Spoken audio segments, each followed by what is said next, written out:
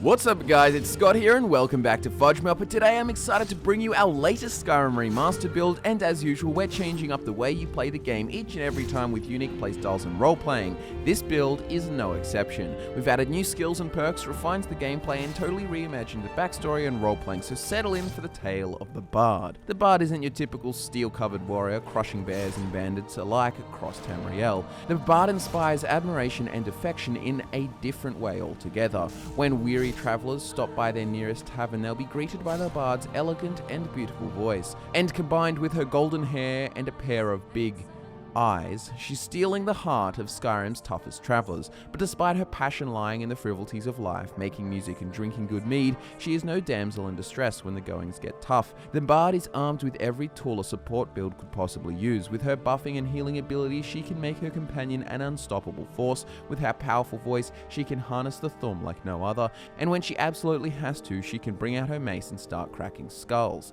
If you're ready to roleplay a totally new and unique character, there's no build better than the Bard. Before we get started, don't forget that timestamps can be found in the description to help you navigate throughout the video. But with that said, let's kick things off with the Bard's race, standing stone, and stats. The Bard is Nord, which means she can use her battle cry to send targets fleeing for 30 seconds. She also has a 50% resistance to frost. Lastly, as a Northerner, she has an innate +5 bonus to one-handed and speech. Early in the game, use the Lover Stone to level your various skills, but after that, the Atronach Stone is a must. Negative 50% magic regen is easily made up for by the 2 ranks of the recovery perk and the restoration tree, so having 50 extra points of magicka and 50% spell absorption is practically free and so helpful. As for the stat spread, 50% magicka will guarantee, along with your enchantments and perks, that you will always have enough magicka to cast spells whenever you need, and then 50% health will keep you alive. Tavern clothes aren't very formidable, so it helps a lot, but for the most part, the Bard should be safely operating from the sidelines while her companion distracts her adversaries. The Bard was born in a small town in Falkreath Hold in southern Skyrim. Her few memories of this place involved flawlessly green meadows, singing birds, and uninterrupted starry nights, but that was about all she remembered of Skyrim, as her family packed up her things and moved to the Imperial City when she was a youth. As a gift, her mother bought her a beautiful rosewood lute to keep her occupied during the long carriage ride. Her mother often played in Falkreath and taught the Bard as many chords as she could over the coming weeks. By the time the White Gold Tower made itself known, dominating the southern horizon, the Bard had learned most of the basics, and she was obsessed. She loved creating music, no matter how stunted and blemished the tunes were. She also loved the slight throbbing in her fingertips where calluses had formed from fingering the gut strings. In Cyrodiil, they lived a comfortable yet humble life, her parents making enough money in the markets to provide for all their needs. For the next few years, the Bard was homeschooled by her mother, and a considerable amount of this time was spent on music. For years, her parents promised that she could get a formal education someday at the Bard's College, but they simply couldn't afford it yet. As the Bard matured, her singing voice had shocked her parents. She had a talent worthy of an audience with the Emperor,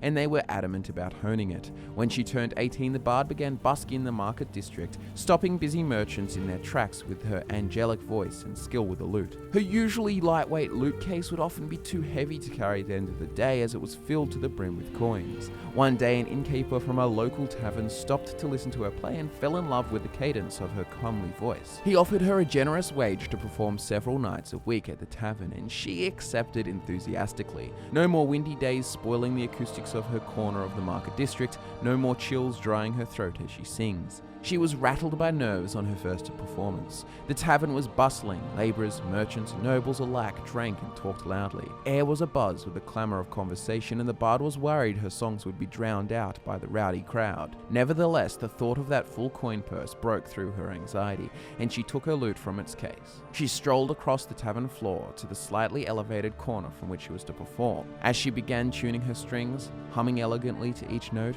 the noise began to subside, and the attention of the many drunken patrons turned to her. Her heartbeat rose at the moment, and there was the slightest waver in her voice. But then she strummed the first chord and began to sing. What little conversation remained had now been completely silenced. All ears were on the Bard, and she made her way through the first song, one of her own creations called through the Pale Pass.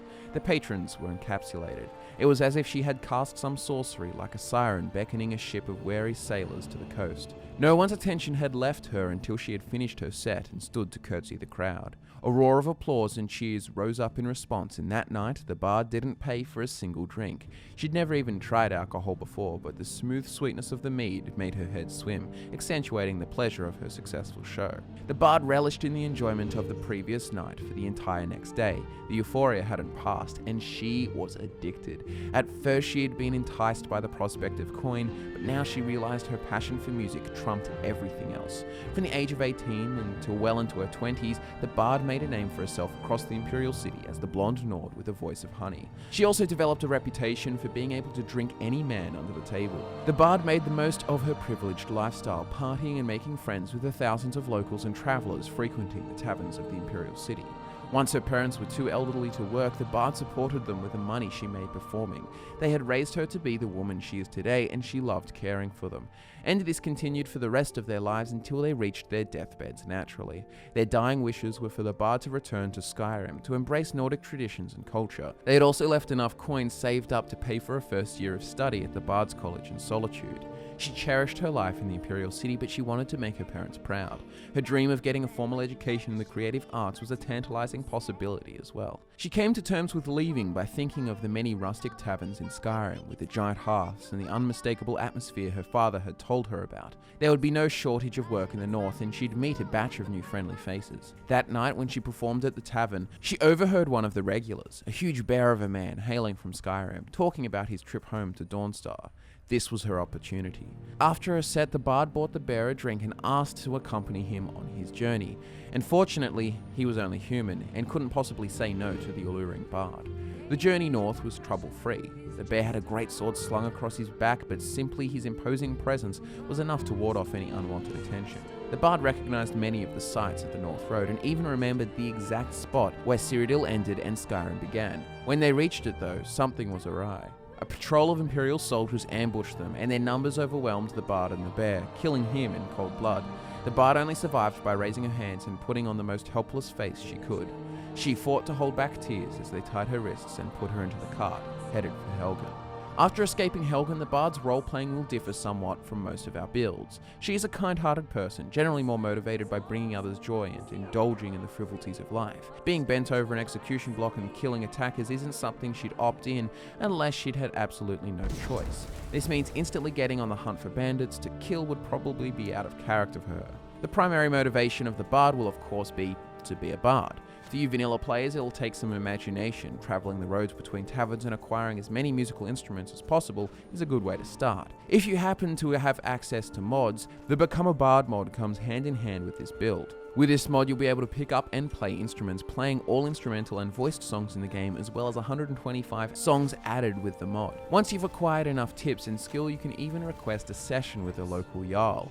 So basically, giving that mod a go is a great idea for this build, but with some imagination, this build is absolutely viable and still incredibly fun and satisfying without the mod. As the bard takes more pleasure from socializing with interesting characters by the hearth rather than wearing uncomfortable armor, fighting rancid, stinking Draugr in dark dungeons, you'll spend a lot of time interacting with NPCs and, more importantly, enjoying 1 to 10 horns of mead. With that in mind, there may be one particular Daedric quest perfectly suited to the bard. As a kind-hearted, supportive character who prefers not to be killing everyone in her path, traveling with a strong and reliable companion is a must. The bard will be more suited to providing healing and buffs, while the companion takes care of the dirty work. Overall, when not adventuring, the bard is driven by the simpler things in life, a passion for the arts and the enjoyment of life. If this means using the Half-Fire DLC to build a home and settle down, then so be it. That would fit the role-playing well if you decide to do that. Lastly, the bard's breathtaking singing voice is renowned far beyond the walls of the Imperial City, and that aligns perfectly with the main story and the Thum. The bard was blessed with golden vocal cords, so who's better to harness the power of dragon shouts? On to factions. As I was saying, the bard will certainly be well endowed for the responsibility of the Dragonborn title, making the main story and the Dragonborn DLC totally viable despite her less aggressive nature.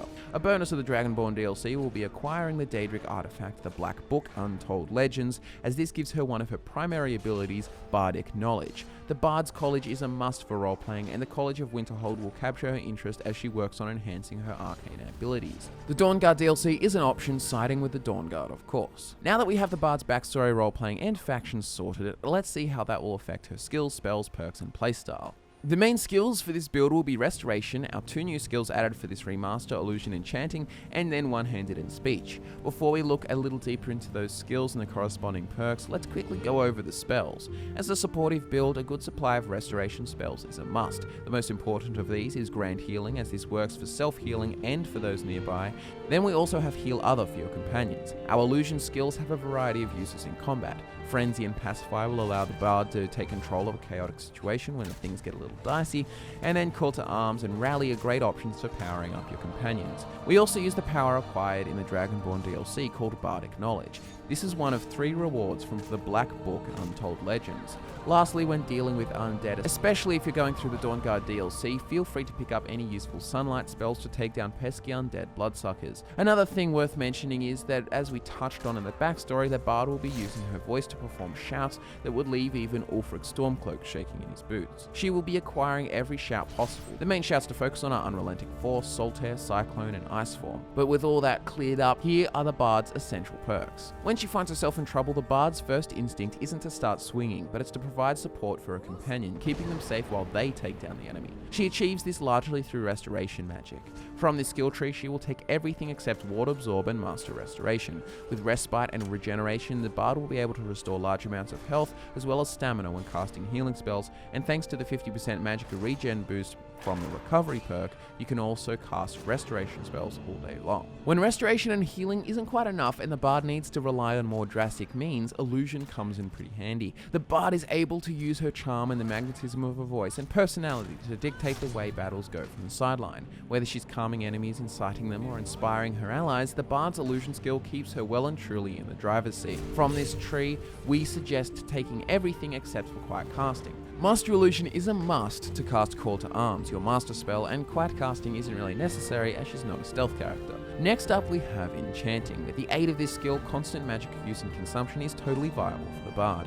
From this tree, take the middle branch up to Extra Effect. Extra Effect will let you put 2 enchantments on each item, which should cover you for pretty much all of your Illusion and Restoration spellcasting costs, as well as providing some small buffs to your last resort weapons. Speaking of weapons, the Bard may try to avoid direct conflict whenever possible, but as a young, beautiful woman with a full purse on her at all times, she was never going to neglect weapons entirely. With a skill in one-handed, she can still fend for herself when all else fails. From this skill tree, just go for the middle branch up to Savage Strike. The additional damage provided by the 5 ranks of Armsman should give you enough of the upper hand in close quarters combat whenever you need it. Last but not least, we have one of the Bard's signature skills. If her voice alone wasn't enough to win the hearts of everyone she meets, her Silver Tongue guarantees it. From the speech skill tree, we recommend taking the entire left branch. As we mentioned in another recent build, the Persuade, Bribe, and Intimidate perks aren't really useful here, so we're only focusing on the bartering aspects of the tree. With all of her skills, spells, shouts, and perks outlined, here's how it will translate into a playstyle. The Bard will head into combat with one of her buffs in both hands. That could be Rally, Call to Arms, or one of your healing spells. By the time swords start clashing, your companion should be unstoppable. While things go down, focus on keeping yourself out of the firing line, self-healing when necessary, and switching to your mace as a last resort. Also equipped and ready to use when you see fit should be Bardic Knowledge buff and one of your shouts. The Bard will wear tavern clothes, so she's always prepared to stop for a drink and to performance whenever she stumbles upon a new town. Along with this, wear any standard boots that go well with the tavern clothes.